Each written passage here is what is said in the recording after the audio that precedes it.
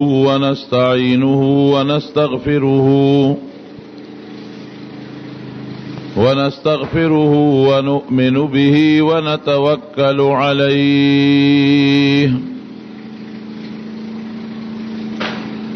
ونعوذ بالله من شرور أنفسنا ومن سيئات أعمالنا من يهده الله فلا مضل له ومن يضلله فلا هادي له ونشهد أن لا إله إلا الله وحده لا شريك له ونشهد أن سيدنا وحبيبنا وشفيعنا وسندنا ورحمتنا ومولانا محمدا عبده ورسوله سيد الأنبياء والمرسلين وخاتم النبيين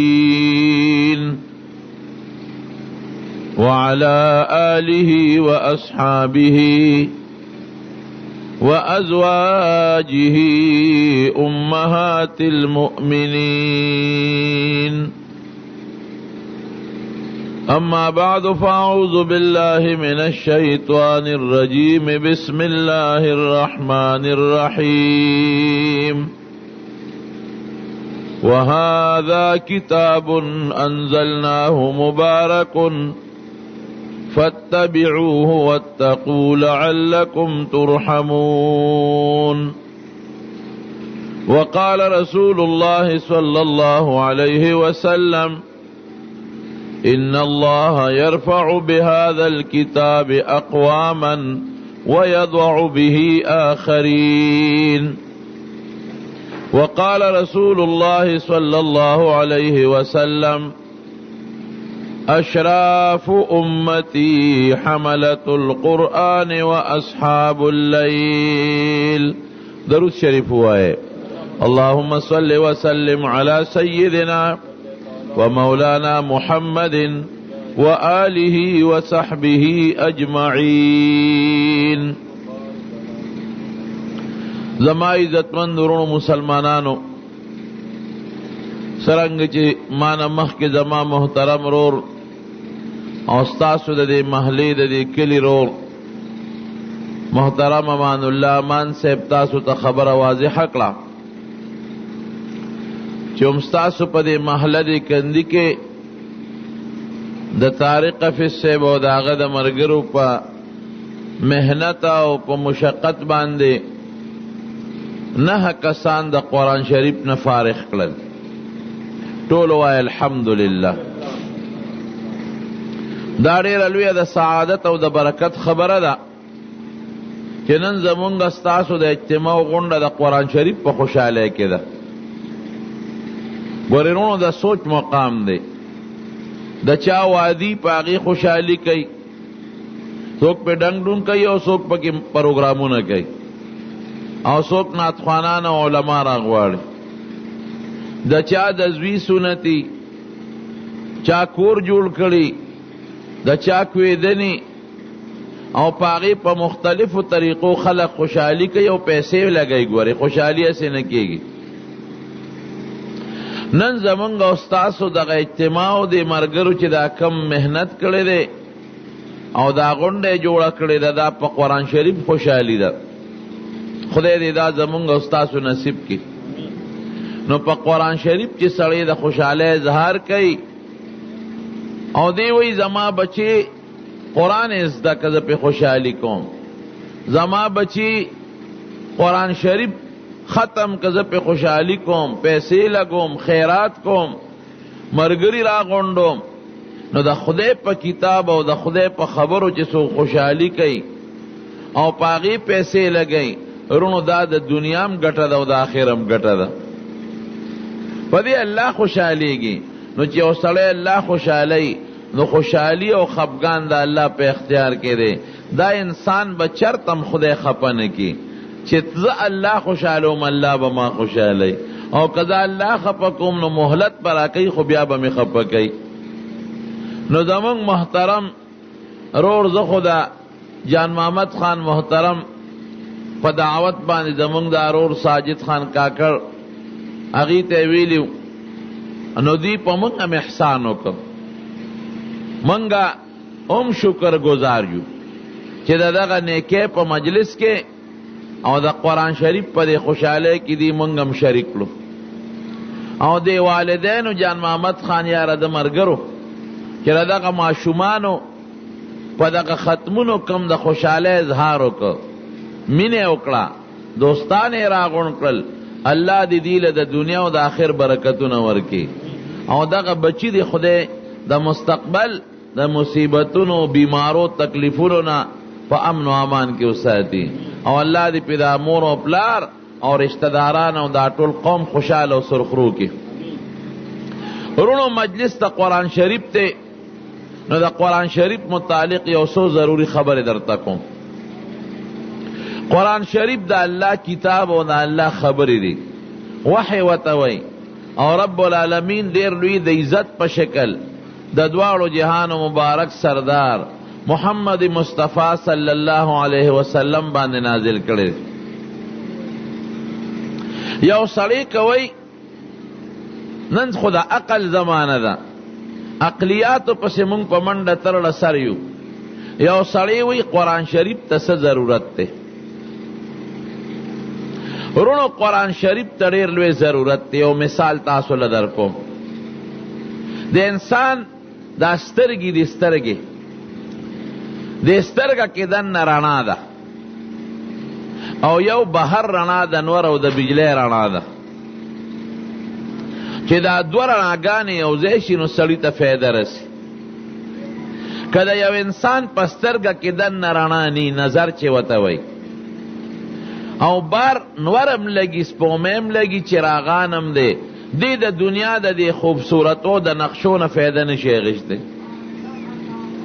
او که د یو سړي دننه په سترګو کې رڼا شته، سترګې جوړې دي، نظر یې ښه تیز دی او ښه برابر دی، او بار رڼا نشته، تیاره ده، نه سپومۍ شته او نه نور شته او نه بجلی شته. اوس دننه رڼا شته، سترګې غړۍ، بهر رڼا نشته. بیا هم د دنیا د نقشو نه او د دنیا د الله د دې نظارو نه فایده نشي اخیستی. دی به کله فایده اخلي؟ د دنیا د نقشو نه او د دې خوبصورتو نه او د کائنات او د خشته منظرونو نه، او دا چې دا مې زوی دی او دا مې پلار دی، دا به کله فایده اخلي؟ دا به اله دی فایده اخلي چې دننه رڼا مې او بار رڼا مې. ما د یو حافظ نه تپوس وکړ، دا په سترګو نابینه. ما وی حافظ صاحب ته خو په دواړو سترګو نابینه، یو تپوس ته نه کوم پړه د سارمان دی. ما ته وی جیبه تپوس ته وکړم، وی سارمان مې نشته، خدای قرآن را یاد کړی دی او هغې تلاوت کوم پې ډېر خوشحاله. شاګردان مې خدمت کوي او مور پلار مې قدر کوي د قرآن د برکت نه. مې نه سارمان خو به دي وی یو ارمان مې شته پړه کې دا چې دا سور رنګ به څنګه یو شین به څنګه، دا راته پته نه لګي. واقعي کلک او پوس خو په لاس معلومیږي، راکوټې پلن غټ دام په لاس معلومیږي، او د سړي اندازم پس आवाज معلومیږي، په غوږ به معلوم کې خو شین ستوي، سور رنگ ستوي، تور رنگ ستوي، او دا سینری ده او دا نقشه ده، دا به څنګه، دا لویه خبره ده. نو دننه رڼا د نظارو د پاره د دننه رڼا ضرورت دی. او که دننه یو د بار رڼا نی هلکه نو خلک څونه بجلو والا پسې بیا کنزل کوي. د ده خو سترګې شته، دا بجلو والا پسې ولې کنزل کوي؟ وی ډغرې خرو نظر هم نه لګي، بجلی نشته، دواړه رڼاګانې یو ځای شو، سړی فایده اخلي. رونو دا د جسم، دارنګې د روح د پاره هم دوه رڼاګانې دي. یو د روح دننه خپله رڼا ده، خپله رڼا، او یو بهر رڼا ده. د روح دننه خپله رڼا څه شی دی؟ ادا چې د انسان روح جمدی وي، ولی د انسان وجود د جسم او د روح نه مرکب دی. نو روح پارچا کې شته، چې کم جمدی انسانی روح پکې شته، او چې کم مړ شو روح تلا. چې روح پکې وي نو خلق وی پلان کې صاحب بالښت هم ورته اچوي، ایر کنډیشن هم ورته آزادی، په سر ورته لاسونه مږدي او عزت او قدر هم کوي، خو که روح تی ووت نو بیا ورته خلک مړی وی، بیا ورته نه څوک بالغ ږدي او نه ورته بیا څوک ایر کنډیشن کولاوی او نه په کور کې هغه عزت او قدري، بیا ورسره څه چل کوي، څومره زر چې کیریږي خاورو ته سپاري.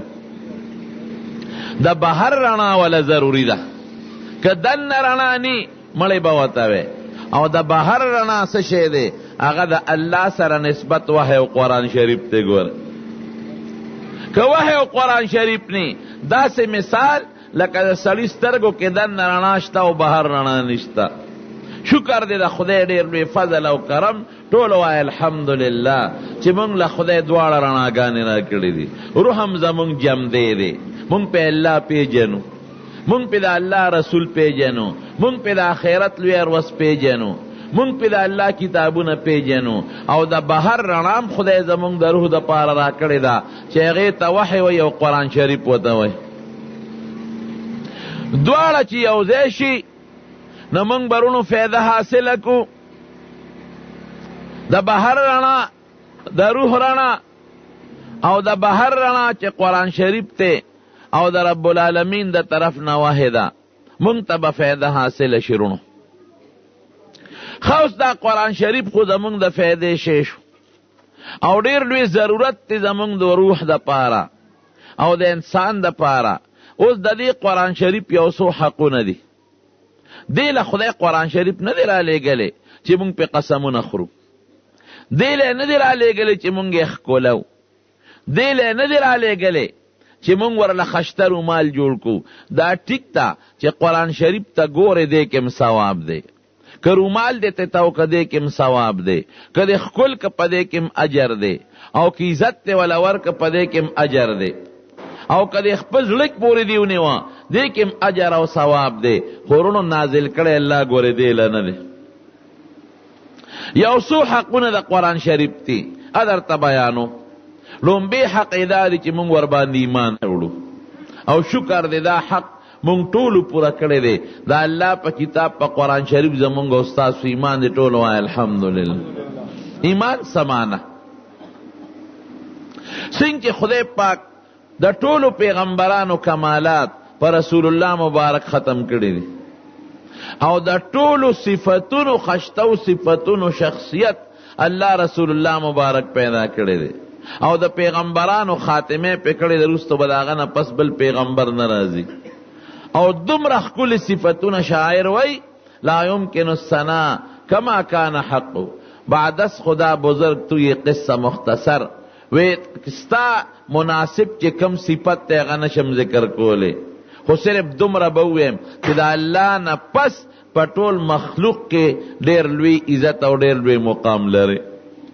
نو خدای ټول د مخلوق کمالات او صفتونه په محمد مصطفی صلی الله علیه وسلم پوره کړی دی، اخیری پیغمبر دی. دغه رنګ قرآن شریف د ټولو کتابونو کمالات خدای په قرآن شریف ختم کړی دی، او په ټولو کتابونو کې چې څومره هدایت و هغه ټول خدای قرآن شریف کې ښودی دی، او د مخلوق د هدایت ټول ذریعې پکې الله ښودی دی، او د مخلوق هر پهلو پکې الله بند کړی دی. ستا انفرادي جون به څنګه تیریږي، ښځې سره به د جون څنګه تیریږي، بچو سره به څنګه جون تیری، ګاونډي سره به څنګه جون تیری، معاشره کې به څنګه جون تیری، بیا معاشره کې چې جنگ جګړه راشي پس به ختمیږي. دا ټول نظام دا خدای په قرآن شریف کې دننه ښودی دی. نو جناب خدای پاک پیغمبری په نبی علیہ السلام ختم کړی دا، او آسمانی کتابونه پر قرآن شریف باندې ختم کړی دی. زمونږ ایمان بسی ابدی چې قرآن شریف دا الله کتاب دی او دا الله خبری دی. نمبر 1. دویم دا اخیری کتاب دی، دین پس بل کتاب بن راځي. دریم قرآن شریف د هدایت ډیر لوی سرچشمه ده.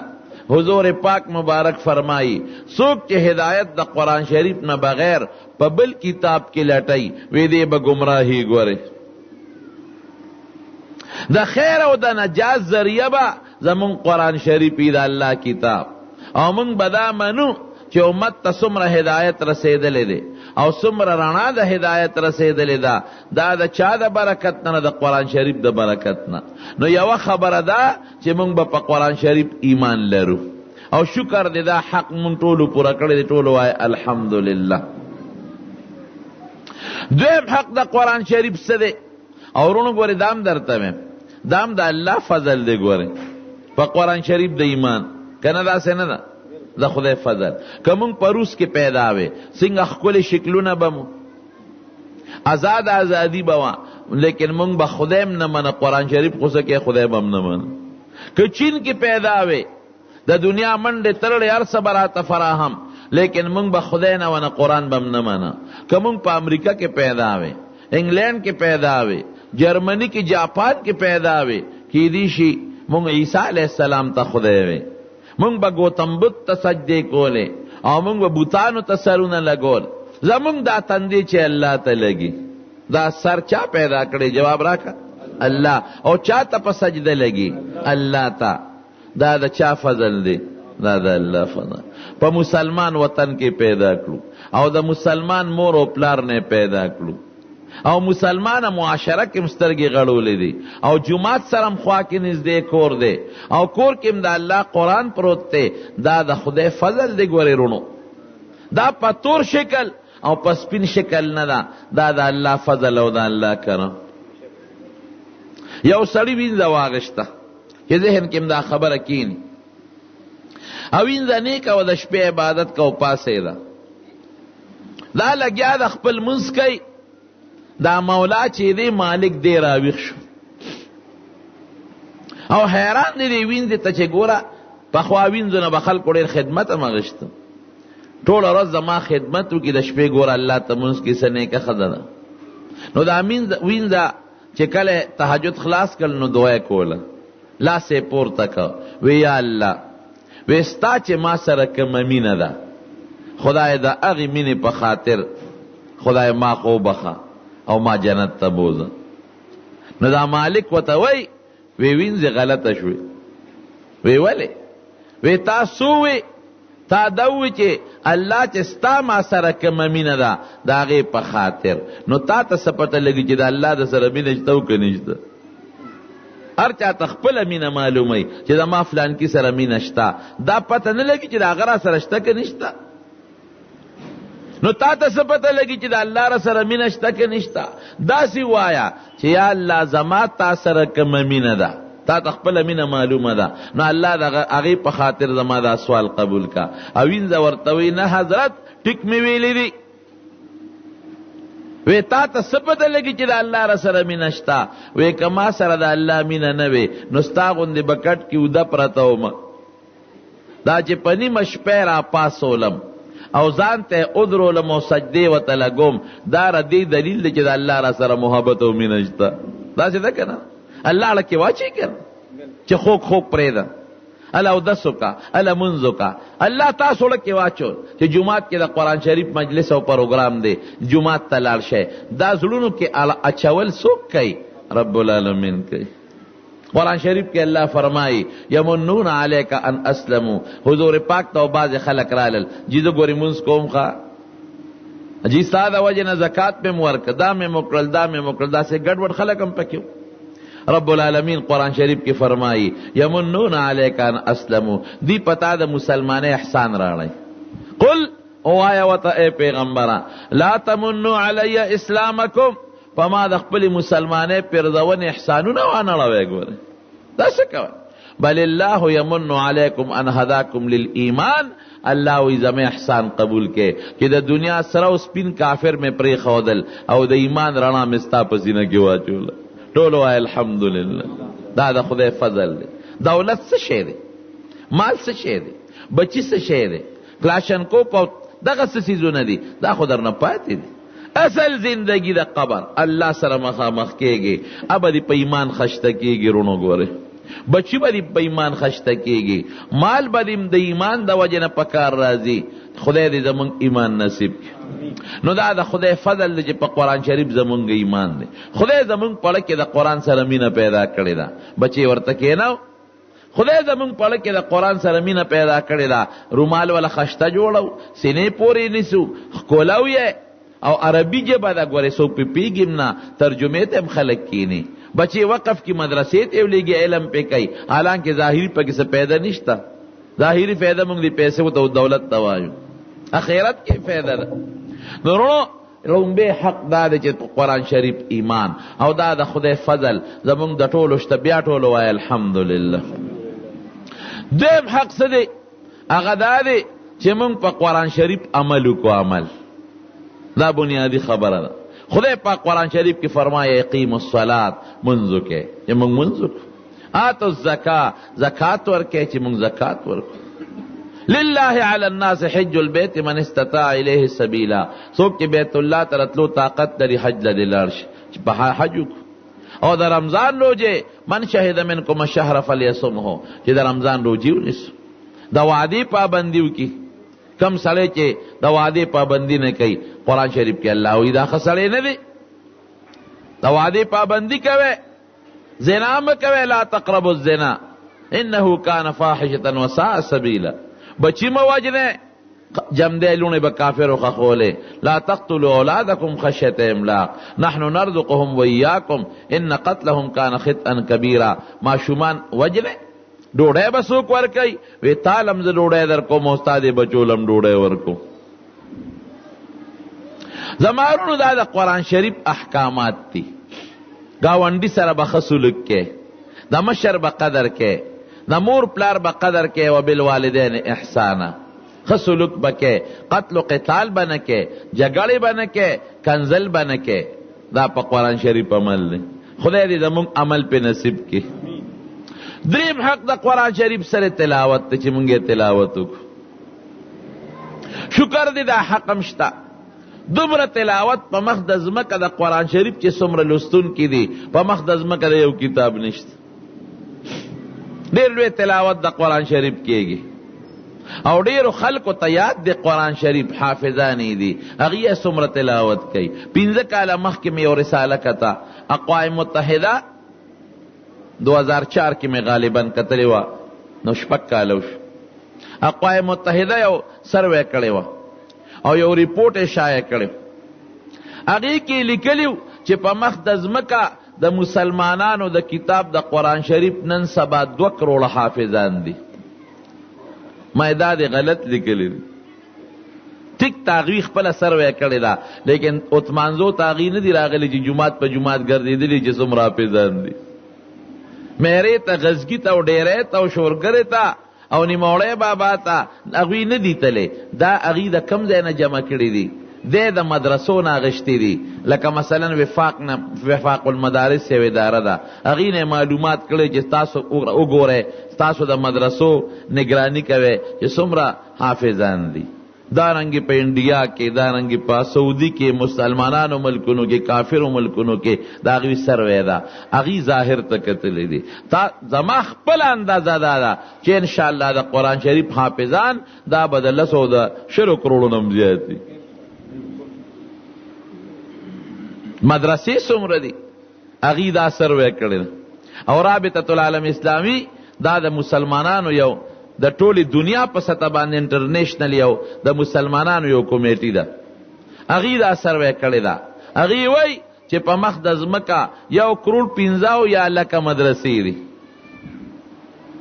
عامې مدرسې په دې کې د مسلمانانو مدرسې 1 کروڑ 2 لکه دي 50 لکه د عیسایانو دي 18 لکه دا د هندوانو مندرونه دي او دا باقی 15 لکه د مختلفو فرقو دی لکه یهودیان شو فارسیان شو او دارنګ دا څوک چې د اور عبادت کوي نو د مسلمانانو 1 کروڑ 15 یا لکه مدرسو کې د مسلمانانو مدرسې هغې ښیي 1 کروڑ او 2 لکه دا څومره لوی تعداد دی لیکن زما په دې مې اعتراض دی هغې هغه مدرسې شمیرلی دي چې په غټو غټو ښارونو کې دي زما په خیال تو اتمانزو تورنګزو ته بسوک دی راغلی چې ټول جماعتونو شماري د کار جماعت مدرسه ده داسې ده که نه او د مسلمانانو کورونو کې څونه مدرسې دي ستاسو په دې محله کې بدنه په دې کورونو کې د قرآن شریف درسونه کېږي که به نه کېږي نو هر کور مدرسه شوه که دا د شمیر نه زیاتې دي رونو دا ولې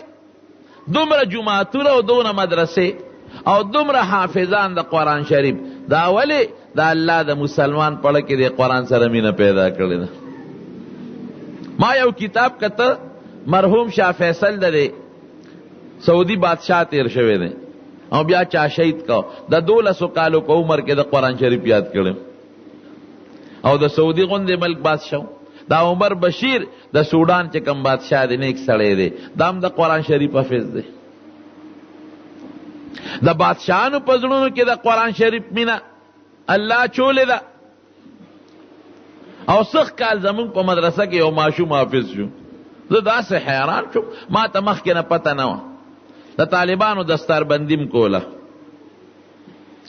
په هغه دستاربندۍ دوران کې ما ته چا ووایي چې یاره یو څو حافظان دي چې د هغې موکو مخکې نه یې ویلي مې ډېره ښه د هغې د رومالونه بندوبست شو چې کله م دستاربندي کوله یو رکوټې ماشوم و یاره ګمان کوم ډېره غلطي وشوه چې ما ته د عمر تپوس وکړه دا پلار نه چې د څونه عمر دی یا د 6 کالو یا د 7 زما په اندازه هر سهار چې به زه مدرسې ته رالم نو پلار سره به ما ته به راغې د لاس به یې راله ښکل کړ او غټ پټکې به م ورته پلار والو ما دی پلار سره به ځي راځي چې کله حافظانو ته دستاربندي کوله هغه ماشومې راوست جړا راله روچت یې که په سټیج او په سټیج یې ودرو یا د 6 یا د 7 ګمان کوم چې د 7 نه به زیات نو.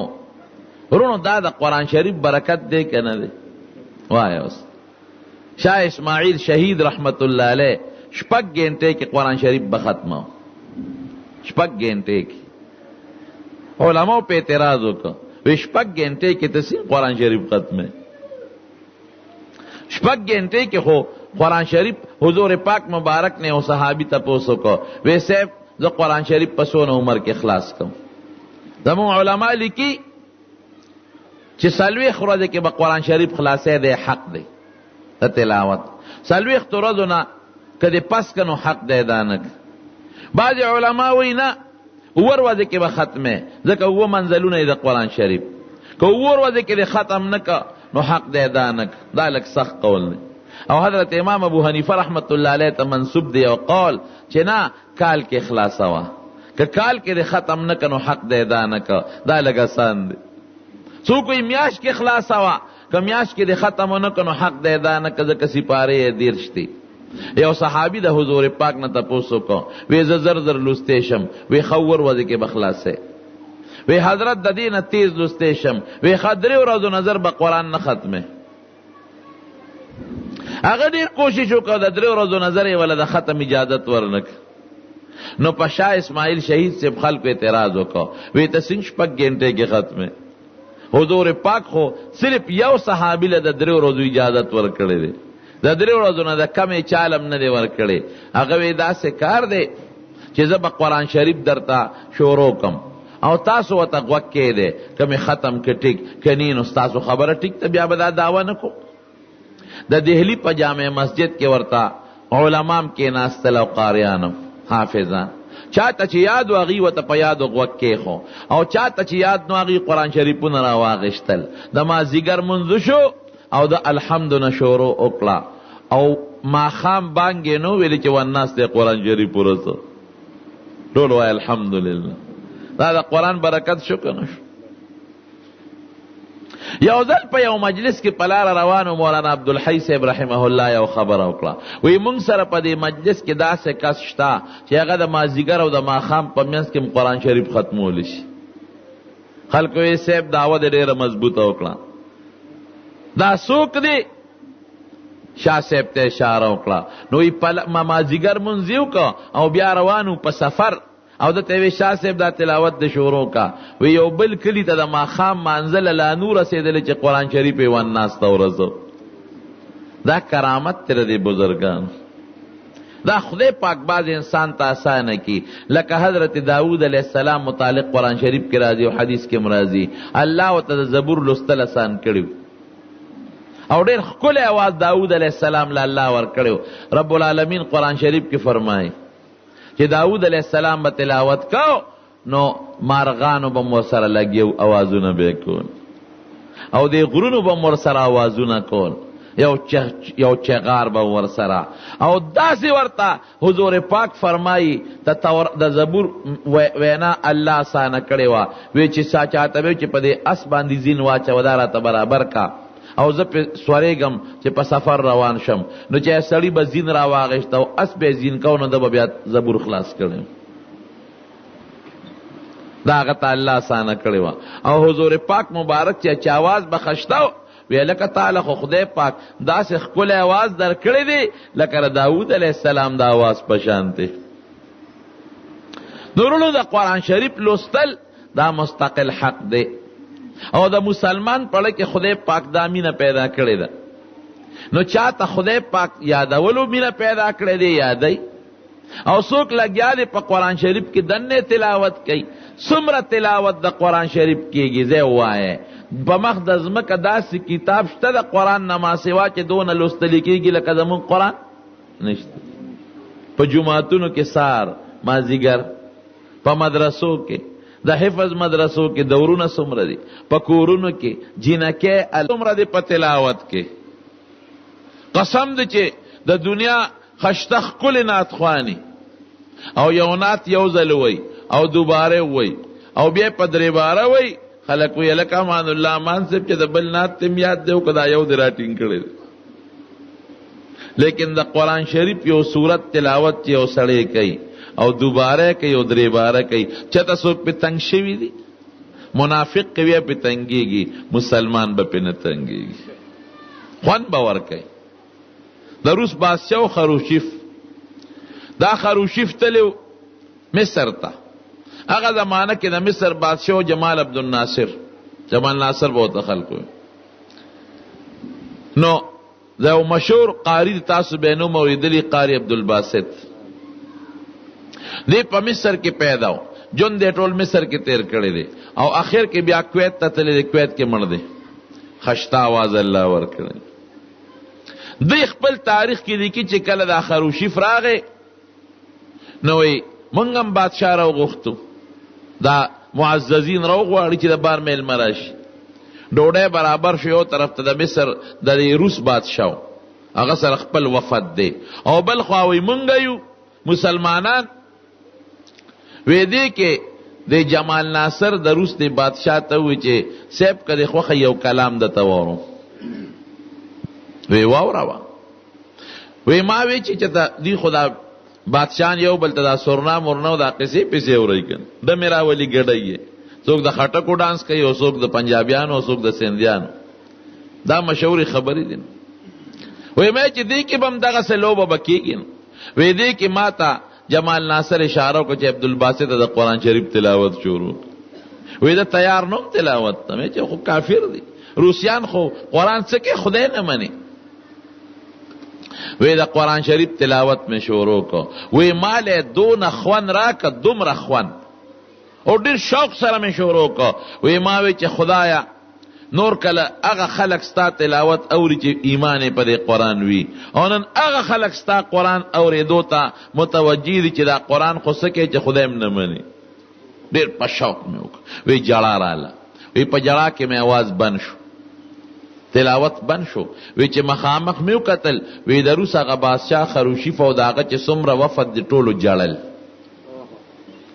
وی بیا د جمال ناصر نه تپوس وکړو چې دا څه شی ته مونږ ته ووایو، دی خو زمونږ په دې اړه کې دننه داسې لارې پیدا کړې، په معنی هم نه پوهېږو چې دا څه دي، خو دی خو زمونږ دا زړونه بل شان کړل. دا څه شی دی؟ وی چې دا زمونږ قرآن شریف دی او دا زمونږ رب چې مونږ په ایمان لرو، زمونږ په ښکلي پیغمبر زمونږ د هدایت دپاره نازل کړی دی. نو قرآن شریف په کافر هم ګوره اثر کوي. حضور پاک مبارک چې به کله تلاوت کو کافران به راتلل ودرېدل به ورته. تاریخي خبره. حضرت ابوبکر صدیق رضی الله عنه د مکې کافرو تنګ کو، نو بسترې راواغېسته د هجرت په تکل روان شو. حضرت عثمان صاحب هم هجرت کړی و حبشې ته. دم دا سوچ وکړو چې هجرت کو. یو کافر په لاره ورغی، ملک و ملک دا مکې. څه کې ابوبکر؟ وی دا قوم مې نه پرېږدي، نو بس ځم چې ته هجرت کو.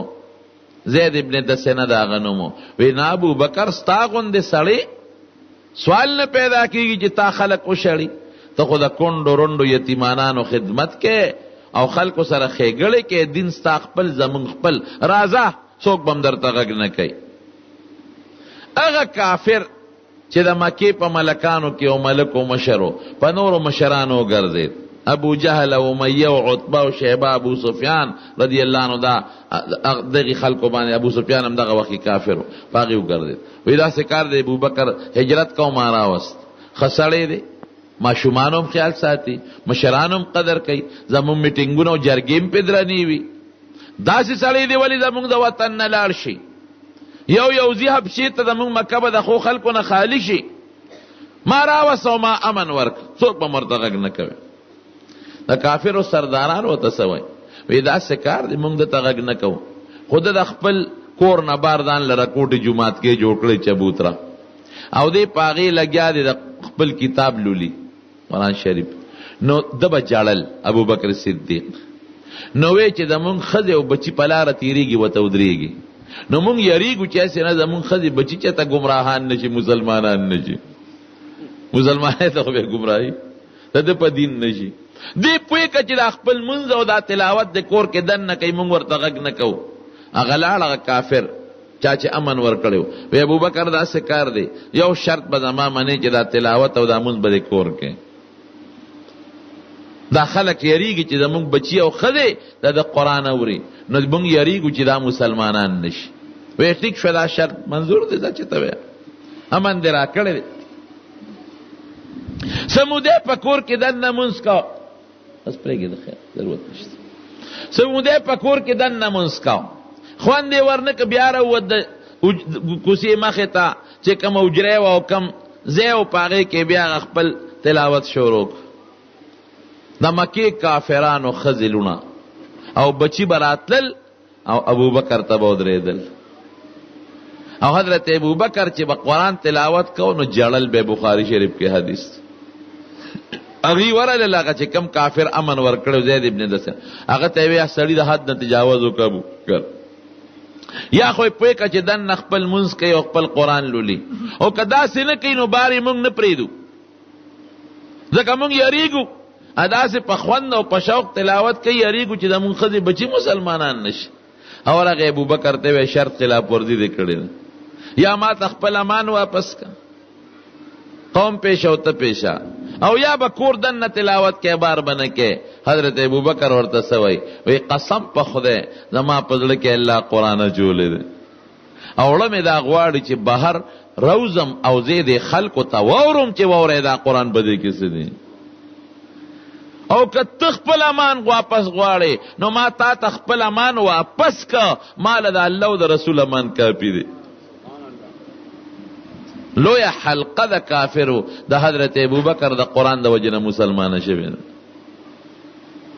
قرآن شریف کې ډېر خوند دی رونو، خو که مونږ په توجه ورته غوږ کېښو، جنت ته خدای مونږ تاسو ټول بوتلی کړي.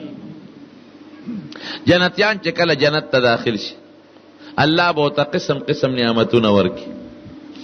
د هر جنتي په کور کې به څلور ولي به څلور، یو د شاتو او یو د سوچو پیو آلو، او یو د خوږو اعلی مزیدار یخ اوبو، او یو د شرابو.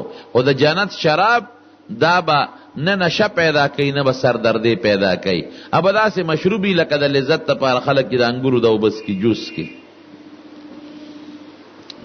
او خدای کم از کم د یو جنتی به دوه یا ښځې، خدای به طاقت ورکړي جنتی له،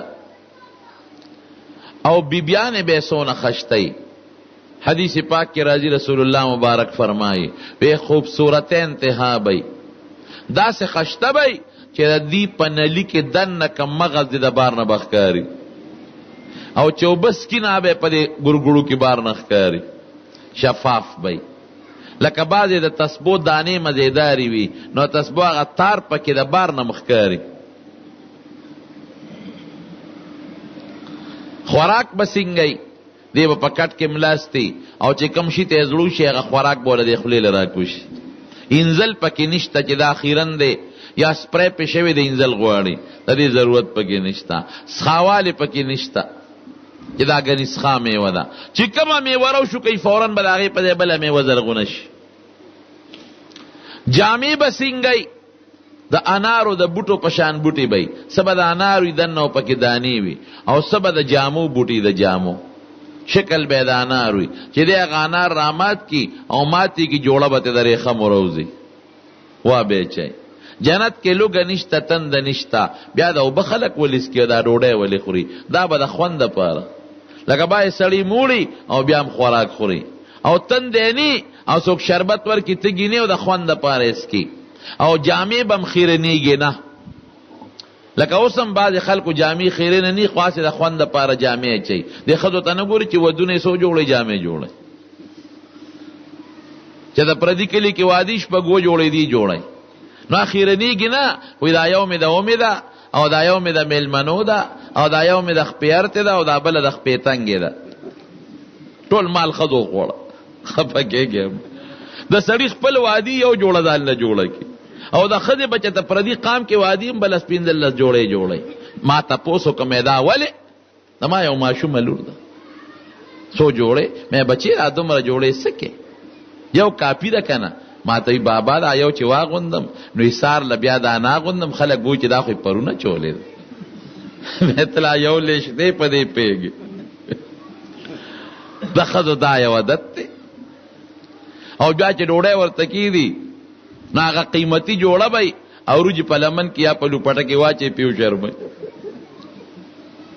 زما رونو نو دا مې دې پورې وی چې جامې خیرنېږي نه خلک یې اچوي ولې اچوي دې دپاره چې ودرېږه خلک مې دا دویمه جوړه وویني دا درېیمه مې وویني لکه دا د ښځو عادت دی نو جنت کې به هم جامې خیرنېږي نه د خوند دپاره به یې خلک اچوي.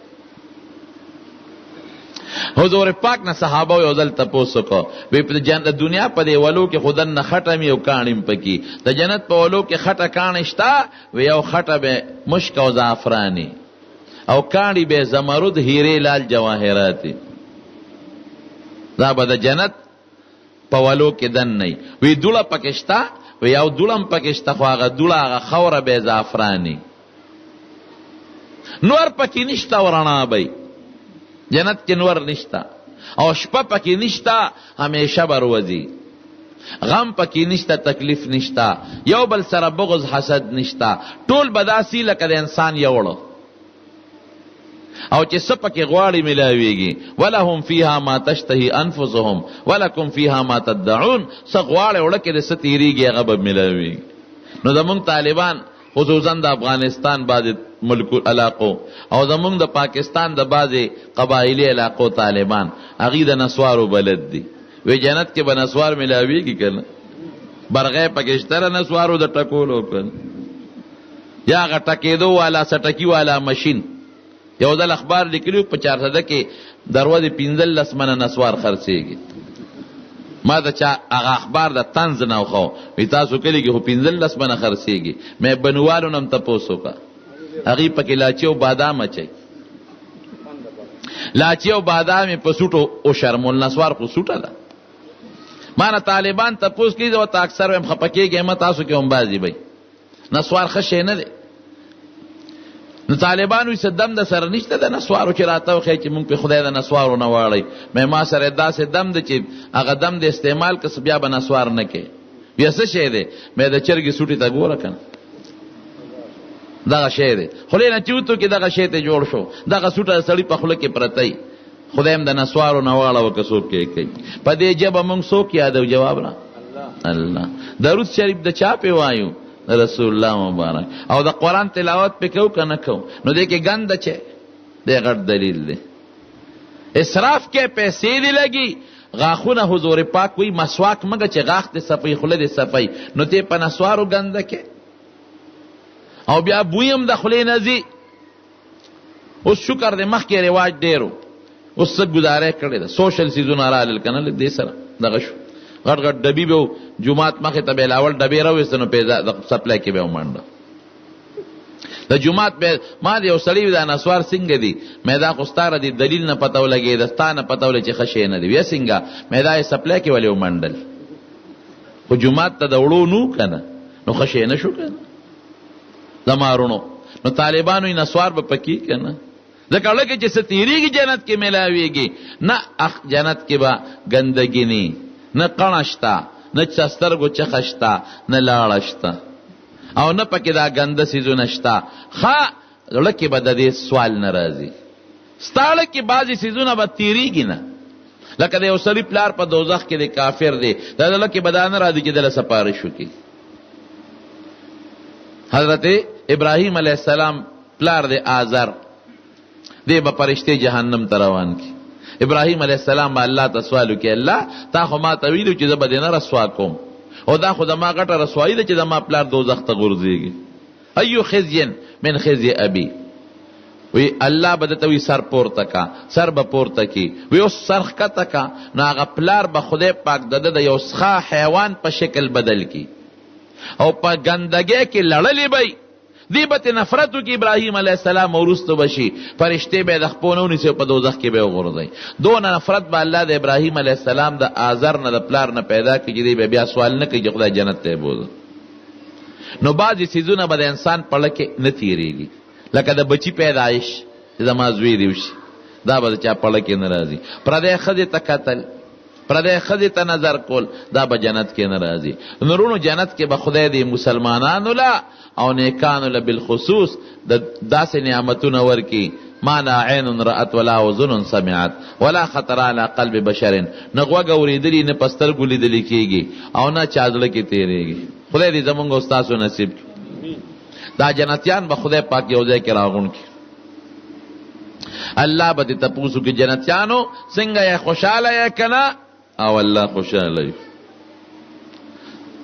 لکه ارمان ارزو شته نه الله خو چې څه غواړو میلاویږي او ګورې د جنت جون د دې نه اندازه ولګوي چې جنتي به هر وخت د الله میلمه نو د کور ډوډۍ بل شانتي او د میلمستیا بل شانتي نزلا من غفور الرحیم او میلمستیا بیا د چا د الله نو چې همیشه میلمه او د الله میلمه نو خوراک به څنګه 2 نمبر مسالې جنت کې نشته او نه پکې دا پایو ګډونو اوبو والا پېشتا صفا سیزونه به 1 نمبر دا الله میلمه به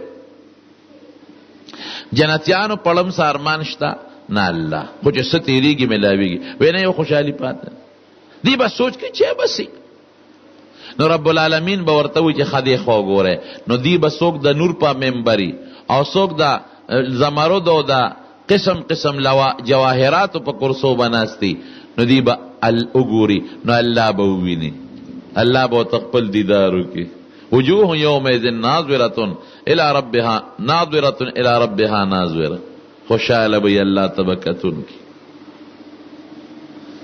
وی یو روایت کې 1000 کال دی بلکې او یا زرا چې او یا زرا کال په جنت کې چا خوشحالي تیر کړي دا الله په دیدار کې بدون خوندي چې دا الله د یو سکند د دیدار د وجه نه ته خوشاله یریش الله دې زموږ نصیب بیا به الله راجمه کې سمود پس بیا به جنتیانو پړم سارمان شته کنه نه الله بس غستا دیدار پاتې او امراته شکر دې ملاويږي نه ګور یو خوشحالي بلشتا الله غبسي وی خق وکې ده نو الله به ته خپل شان لایق د قران شریف تلاوت شروع هغه کې بدون خوندي چې ردینه مخ کې سونه خوشحالي په جنت کې تیر کړی د یره بشیته دون خوان بای او چې کور ته راځي د الله د आवाज غږون به پرې غوګونو کې پروت دی او دا به تمنې چې خدایا دې خدا خوان به بیا کله ملاويږي نورونو قرآن شریف خو زمونږ د حضور پاک په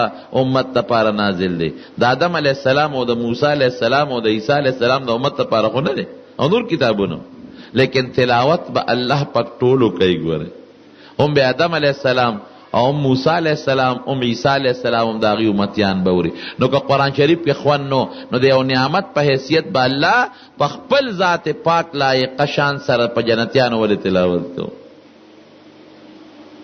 تلاوت د قرآن شریف حق دی رونو خامخا کوي بعضی مرګري به وای ما له قرآن شریف ناراضي په ناظره نو سوره اخلاص خو تاسو ټولو یاد دي کنه پیژنې سوره اخلاص قل هو چې تاسو وتاوای مانځ کېلوله دالوله درې ځله چې چا ولوستله رب العالمین د قرآن شریف د پوره ختم ثواب ورکوي. 10 کرته چې چا ولوسته الله ولا جنت کې محل جوړوي. لولی به کنه انشاءالله دا خامخا چې کوم ځای قرآن شریف لوستل کېږي هغې ځای کې برکت وي، په هغه خلکو د الله مخصوص رحمتونه نازلېږي. د حضور پاک یو صحابي دی حضرت اسید ابن حضیر رضی الله عنه، کور کې دنه د قرآن شریف تلاوت کو، نو یو غټه کوټه او په خوا به په دې کوټو کې خلک په خپله مسجد ساری ویم پکې تړل، اسې په کوټه کې تړل چې دا به تلاوت کو، اس به ټوپونه وال چې تلاوت به بنده او د اس ټوپونه بغله کېدل. سار وختي راغی وی چې تلاوت مې بس کا، بار روتم د دروازې مخې ته چراغان دی، دا بلفونه چې تاسو لګولې دي داسې چراغان دی او پړقا پړقي د اوریا د راښکته شوي.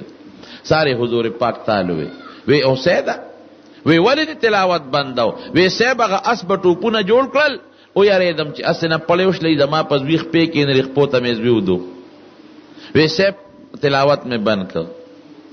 وی چې بار روتم د دروازې مخې ته اوریا د راښکته شوي ده او خشتخ کل چراغان دی او نورانیت دی. دا څه شو؟ وی دا فرشتې وی چې ستا د قرآن شریف اورېدو راغلی نورانی شکل کې تولیدې. وی زما د قسمی که تا تلاوت نو بند کړي دا به همدقسې موجودې وي او د دنیا د مخلوق به لیدلی وي. نو اوسم فرشتي وي د قرآن شریف د تلاوت دپاره، خود هغه صحابه د کرامت خاوندو هغې به لیدلې او زمونږ هغه طاقت نشته نو مونږ یې نینو. تلک السکینه تنزلت بالقرآن حدیث پاک کې راځي. نو قرآن شریف تلاوت دی یو حق شو. بل څوک حافظان جوړ شي لکه ستاسو په دې 9 کسانو کې یو کس حافظ هم دی. بل حق د قرآن شریف څه دی؟ یو حق بل هم شترونو هغه دا چې په معنی سړی ځان پوهېږي، علم یې زده کړي. ولې؟ ځکه دا خدای پاک را لېږلی عمل نه دی. عمل باله کې چې ته پې ځان پوهېږې. یو کتاب په انګریزی کې دی، کتاب ته تر څو انګریزي نه درځي او یا د چا نه دی کتاب د انګریزی ټرانسلیټ کړی نه یعنی په ترجمه دی نه ویلې، نو ته په هغې عمل کولی شي نه. هله به عمل کوې چې یا پې په خپله ځان پوه کې یا انګریزي خوان ته ووایې چې دې کې څه دي ما پې پوه که. نو دارنګې قرآن شریف ته عربی ژبه کې دی یا خو خپله عربي زده که ځان پې پوه که. او که داسې نه نو هغه چا نه چې چاله ورځي هغه ته ملا صاحب ما پوه که چې په دې کې الله څه غوښتلی دی. عمل له علم ضروري دی. دا شکر دی ټول شته ګورې ښه، ایمان هم زمونږ ته ټول وایي الحمدلله، تلاوت هم کېږي، حافظان هم شته ټول وایي الحمدلله، او دغه رنګې عمل هم شروع دی الحمدلله، یا لږ یا ډېر، یا اجتماعي انفرادي. او بل علم هم شته د قرآن شریف، بله دنیا مدرسې دي. یو 5م 6م حق بل دی ادا چې د قرآن نظام زمون په وطن کې نشته. الله وی الزانیة والزانی فجدوا كل واحدة منهما 100 جلدة. زناکار سړی او زناکار ښځه 100 دورې ووهئ. په دې عمل شته؟ نشته. بل دی وی السارق والسارقة فاقطعوا أيديهما. غل چې غلو کي یا غله لاس ته پرې کړي، شته په دې عمل؟ نشته. داسې نو نشته دی. نو خدای پاک دې زمونږ په وطن کې د قرآن شریف د اخیري حق چې د قرآن شریف نظام دی دا د الله نافذ. زما د په خدای قسمي رښتیا درته وایم چې دا زمونږ ولې ډغرې خورو؟ قرآن نظام نشته. که د قرآن نظام راغی خوشحاله ژوند به بیا به څوکیدار تاجت نه، بیا به د ګاونډي نه ضرر نه محسوسوي، بیا به دا نه وی پلار چې دا زوی ولې زما قدر نه کوي، زوی به دا نه وی چې دا پلار ولې ما سره ظلم کوي، ګاونډي به دا نه وی چې د ګاونډي رانه ولې پوله واله، او دا ولې دی یو ګاونډي ما سره زیاتې وکړو ظلم یې وکړو. دا بنی بیا ګوره حضرت علی رضی الله عنه زمانه ده یو یهودی ته زغره پټه کړې وه. علی صاحب امیر المؤمنین دی ګوره، په کار خدا وه چې پولیس یې لېږلې وې چې ورشه یهودي او 100 ډبه ووهې او جیل کې واچې زغره ته په زور والی دی وسم کړی دی. لیکن څه چلې وکړه، یو قاضي و شورای هغه سره دعوه وکړه فلان کی یهودی سره زغره زمان او شریح سکی قاضی اغم دا نه وای چې سیمن جاری کی یهودی پس چې دې گرفتار کې په زور ته زغره والے ځکه امیر المؤمنین خو دروغ نه وای. هغه یو سیمن هغه پسې جاری که یهودی پسې بلې علي سے پسې جاری که پلان کې رو دواړه عدالت ته راشي دې ته انصاف دواړه رالل یو خوا یهودی ولاړ دی بل خوا امیر المؤمنین حضرت علی رضی الله عنه ولاړ دی